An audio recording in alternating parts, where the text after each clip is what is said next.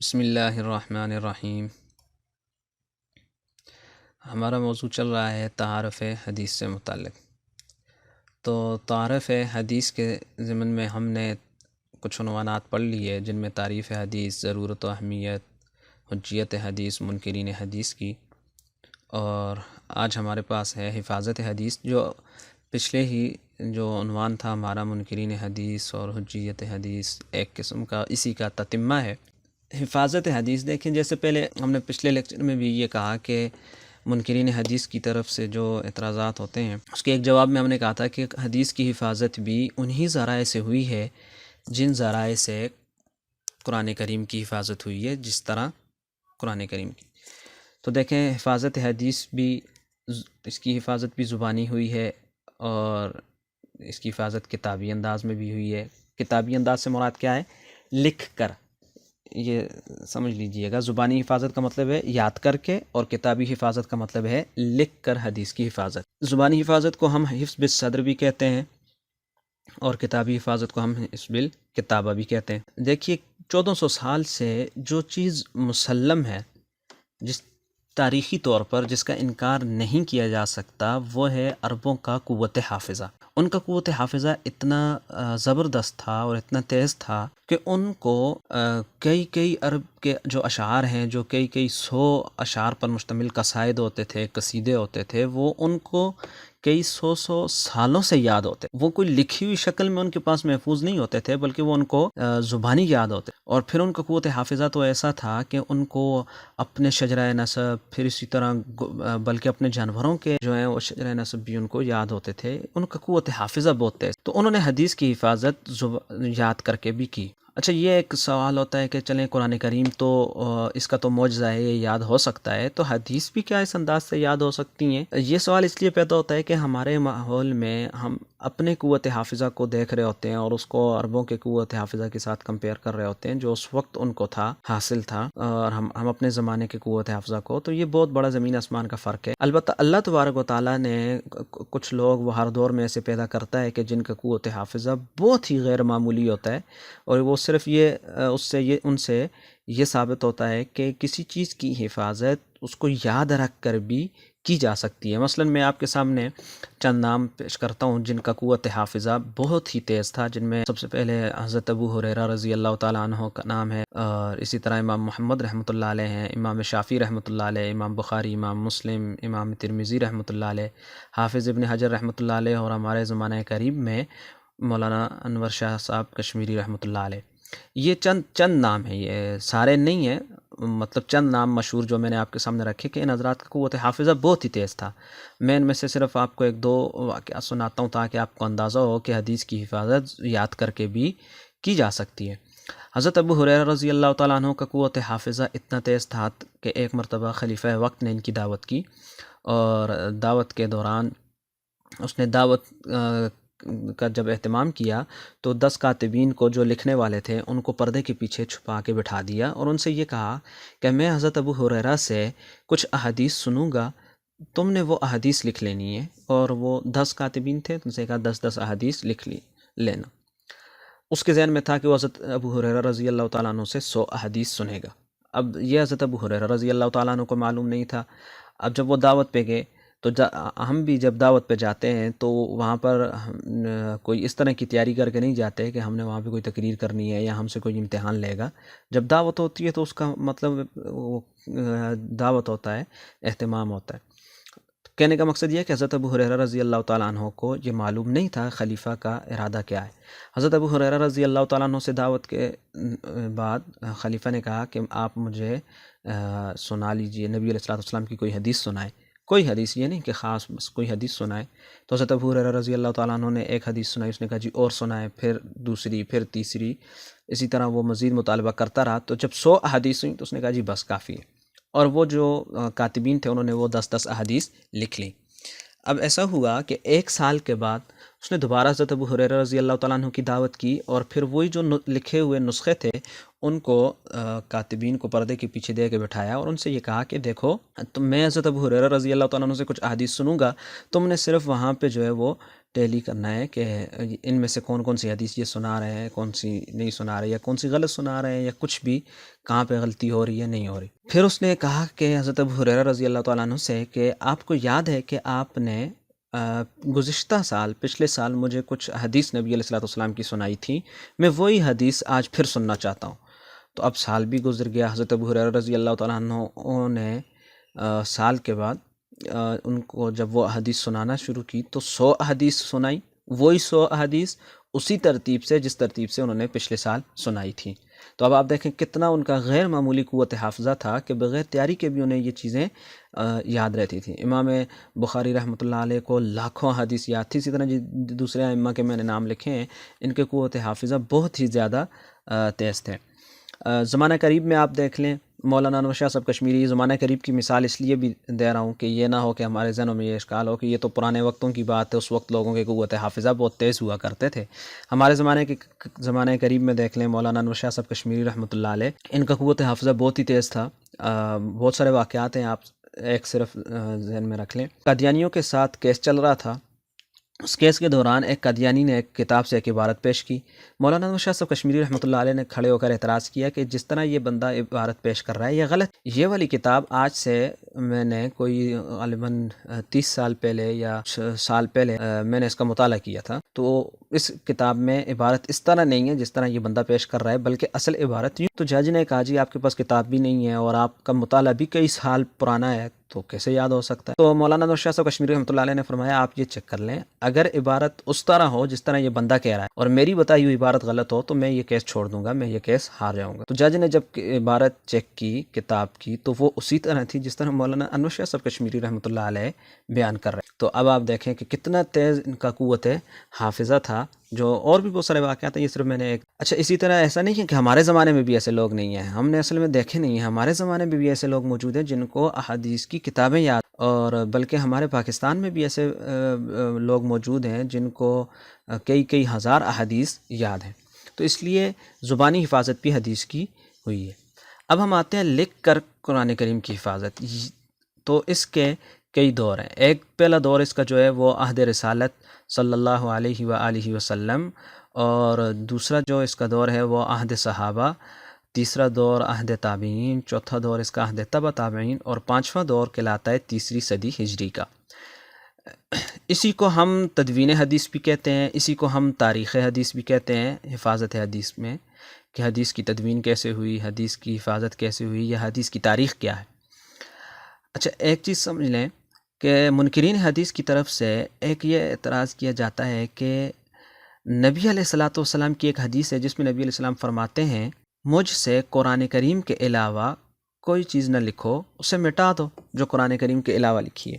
تو اب یہ لوگ کہتے ہیں کہ دیکھو نبی علیہ الصلوۃ والسلام نے حدیث لکھنے سے صحابہ کرام کو منع کیا، اس کا مطلب ہے کہ صحابہ نے حدیث نہیں لکھی، تو صحابہ کے بعد میں یہ حدیث لکھی گئی ہیں، تو ان حدیث کا کیسے اعتبار کیا جا سکتا ہے کہ جو عہد رسالت میں بھی نہیں لکھی گئی یا عہد صحابہ میں بھی نہیں لکھی، وہ بعد میں لکھی گئی ہیں، ان حدیث کا ہم کیسے اعتبار کریں؟ اصل میں ایسا نہیں ہے، یہ ایک غلط وہ ہے دعویٰ ہے۔ نبی علیہ الصلوۃ والسلام نے جو بات کہی اس کا مفہوم کیا ہے، اس کو یہ لوگ کس انداز سے بیان کرتے ہیں، اس کو آپ یوں سمجھیں ایک مثال سے۔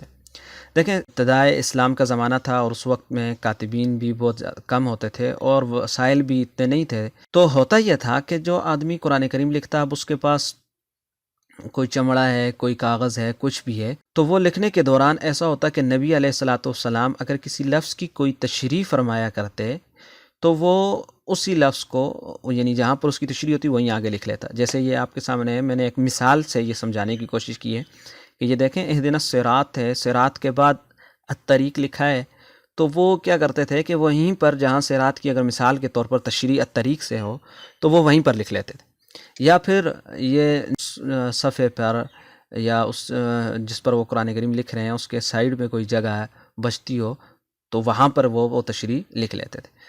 اب اس انداز سے اگر لکھی ہوئی چیز ہو اور وہ نئے مسلمان بھی ہو رہے ہیں، لوگ نئے اسلام میں آ رہے ہیں، اور نیا کوئی آنے والا آدمی جب وہ یہ دیکھے گا تو ایک شبہ پیدا ہو سکتا تھا کہ وہ اس کو بھی قرآن ہی سمجھے، جو تشریحی الفاظ ہیں ان کو بھی قرآن ہی سمجھے، کیونکہ یہ اس انداز سے لکھے ہوئے تھے۔ تو نبی علیہ الصلوۃ والسلام نے دیکھ لیا کچھ کاتبین وحی اس طرح کرتے ہیں کہ وہ جو نوٹس ہیں یا جو تشریحی لفظ ہیں یا تو وہ انہی لائنوں کے درمیان میں لکھ لیتے ہیں یا وہ سائڈ پہ لکھ لیتے ہیں، جس سے یہ شبہ نئے مسلمان ہونے والوں کے لیے پیدا ہو سکتا تھا کہ وہ اسے بھی قرآن ہی نہ سمجھیں۔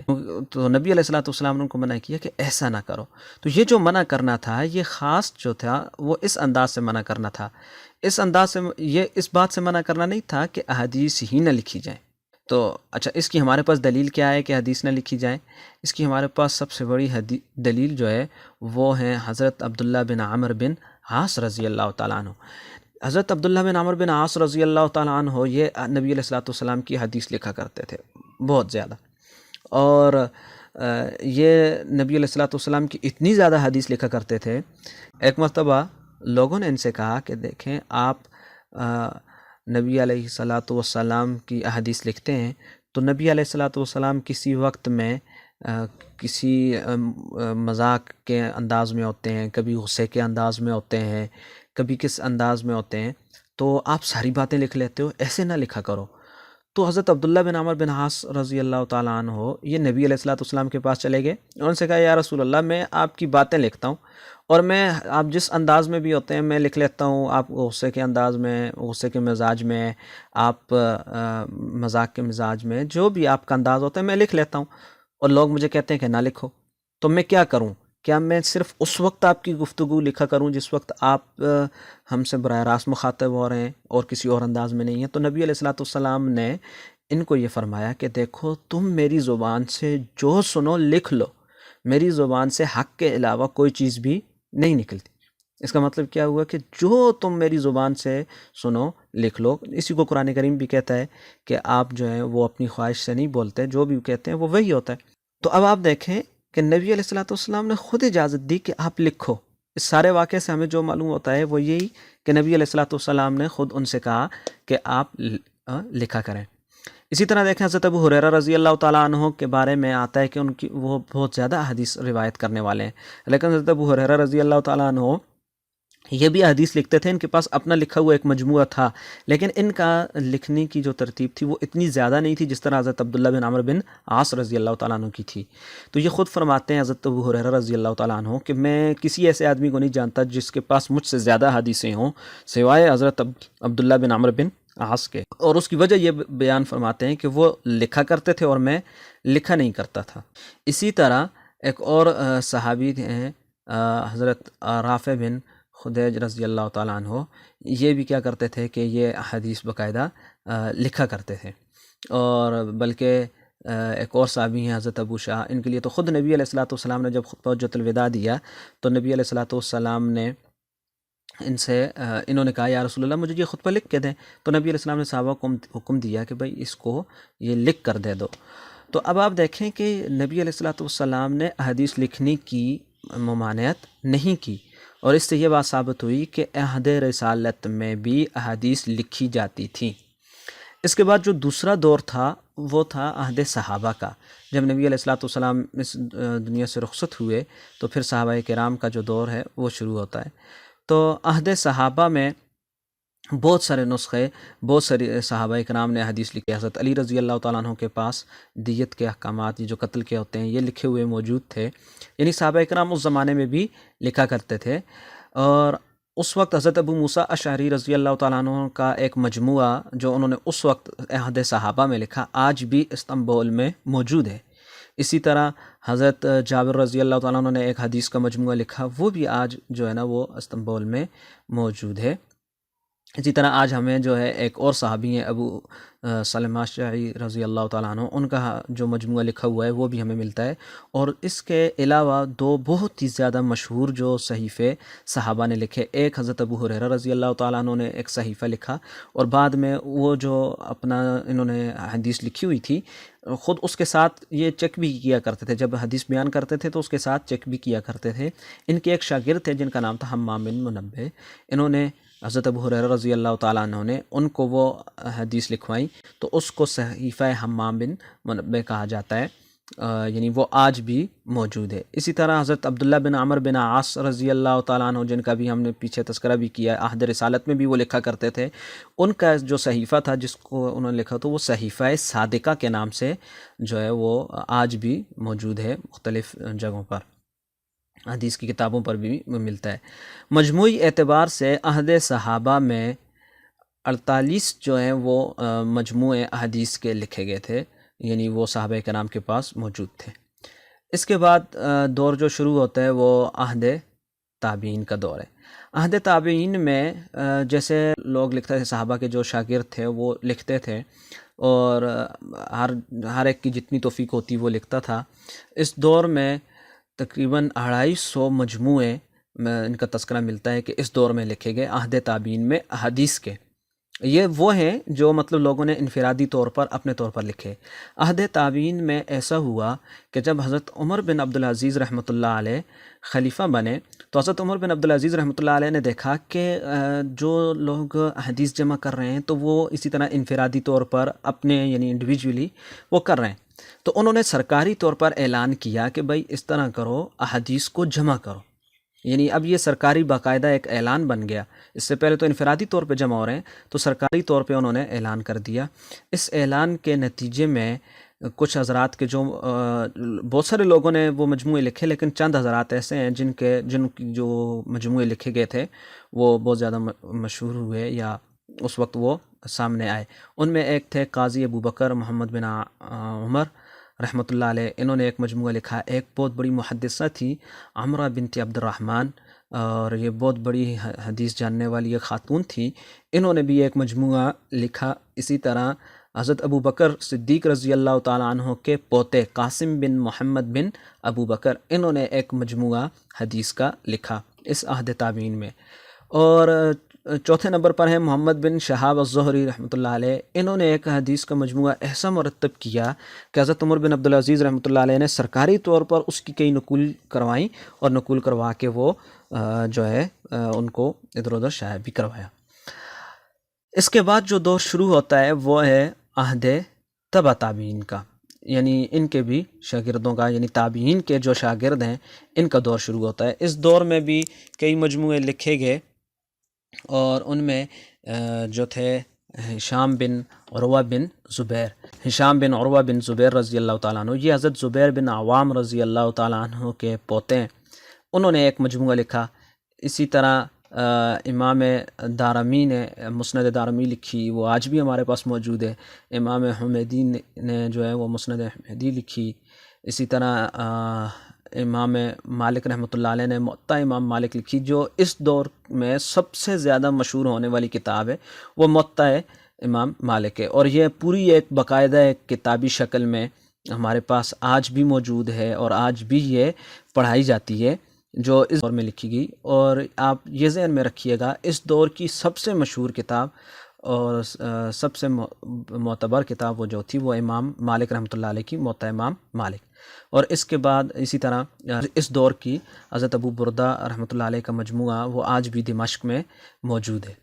تو اس کا مطلب یہ ہوا کہ عہد تبع تابعین میں بھی باقاعدہ لکھی جاتی تھی احادیث، اور وہ پھر اسی طرح اس دور کی جو سب سے مشہور حدیث کی کتاب تھی وہ بھی میں نے آپ کو بتا دی۔ اس کے بعد جو دور شروع ہوتا ہے وہ کہلاتا ہے تیسری صدی ہجری کا۔ اس دور کو تدوین حدیث کا سنہری دور بھی کہا جاتا ہے۔ کیوں تدوین حدیث کا سنہری دور بھی کہا جاتا ہے؟ اس لیے کہ اس زمانے میں بہت ہی زیادہ حدیث پر کام ہوا، اور اس زمانے میں حدیث کو اس صدی کو حدیث کے عروج کا دور بھی کہا جاتا ہے لکھنے کے اعتبار سے، اور یعنی بہت ہی مایہ ناز کتب جو ہے سامنے آئیں۔ بہت زیادہ لوگوں نے کتابیں لکھی، لیکن جو زیادہ مشہور کتابیں ہوئیں وہ 6 کتابیں ہیں، ان کو ہم صحاح ستہ بھی کہتے ہیں۔ یہ 6 کتابیں، اب ان 6 کتابوں کی وہ کیا ہے حیثیت یا ان کی توضیح کیا ہے؟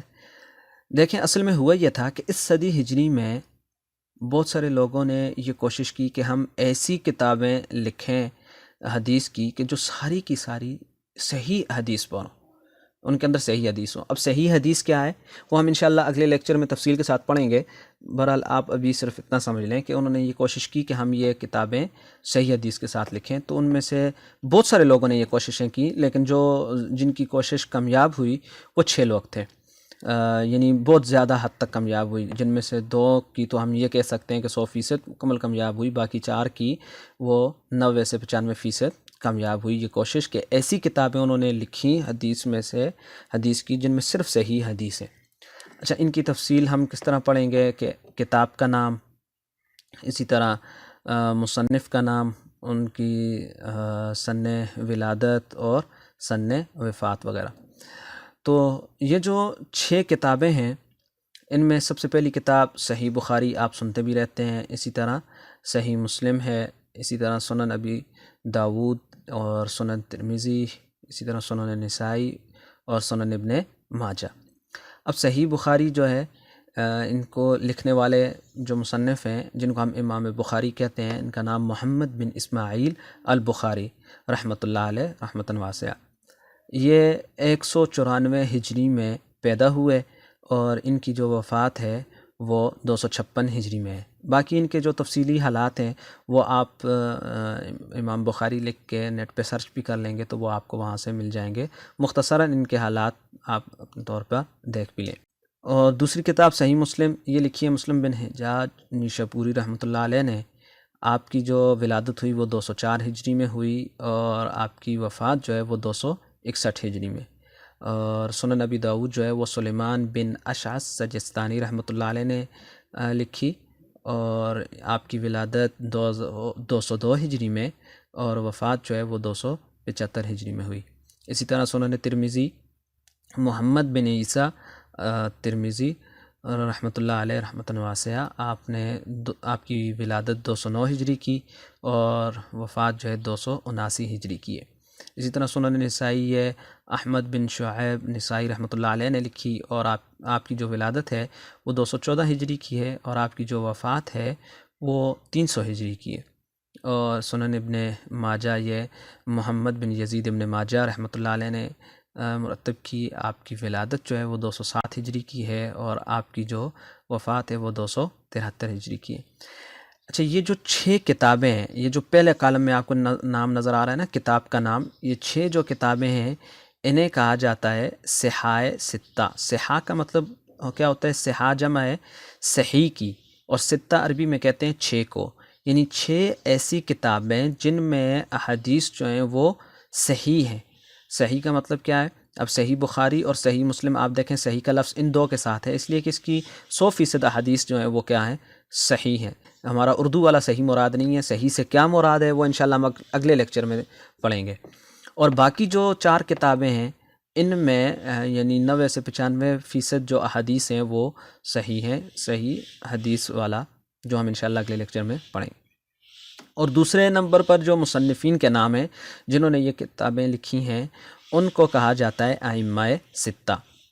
یہ جو 6 کتابیں ہیں یہ امت مسلمہ کی سب سے معتبر کتابیں ہیں حدیث کی، اور یہ آج تک کتابیں جو ہیں وہ پڑھائی جاتی ہیں۔ اس وجہ سے اس دور کو کہا جاتا ہے تدوین حدیث کا سنہری دور۔ تو اب آپ دیکھیں، یہاں تک کی ساری بات کا خلاصہ یہ ہے کہ کتابی حفاظت جو ہے، لکھ کر حدیث کی حفاظت، وہ نبی علیہ الصلاۃ والسلام کے دور میں ہوئی۔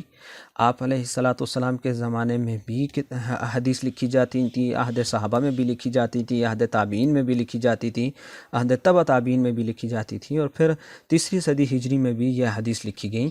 تو اب اس سارے پس منظر کے بعد یہ کہنا کہ حدیث جو ہیں وہ نبی علیہ الصلوۃ والسلام کے دور میں نہیں لکھی گئیں، عہد رسالت میں نہیں لکھی گئیں، اور 3 صدی ہجری میں لکھی گئیں، یعنی 200 سال کے بعد لکھی گئی ہیں، یہ بالکل ایک ایسی بات ہے جس کی طرف توجہ کرنے کی بھی ضرورت نہیں ہے۔ اور تاریخ ہمیں یہ بتاتی ہے کہ ایک مختصر سا خاکہ جیسے میں نے آپ کے سامنے رکھا کہ باقاعدہ ہر دور میں حدیث لکھی گئی ہیں، اور وہ حدیث ہمارے پاس محفوظ بھی ہیں اور ہمارے پاس موجود بھی ہیں اور محفوظ ہیں وہ حدیث۔ تو آپ کے سامنے یہ صحاح ستہ بھی آ گئیں کہ صحاح ستہ حدیث کی وہ کون سی 6 کتابیں ہیں، یہ کب لکھی گئیں، ان کے مصنفین کے نام کیا ہیں، ان کی سن ولادت اور سن وفات میں نے آپ کو بتا دی۔ باقی ان کے مختصراً جو حالات ہیں وہ انشاءاللہ آپ اپنے طور پر بھی تلاش کر سکتے ہیں۔ امام بخاری لکھ لیں، امام مسلم لکھ لیں، اسی طرح امام ابو داؤد، امام ترمذی، امام نسائی اور امام ابن ماجہ لکھ لیں گے، جو ان کے مشہور نام ہیں جن سے یہ حضرات جانے جاتے ہیں، تو وہ آسانی سے آپ کو مل جائیں گے۔ آج کے لیے اتنا ہی کافی ہے۔ والسلام علیکم ورحمۃ اللہ وبرکاتہ۔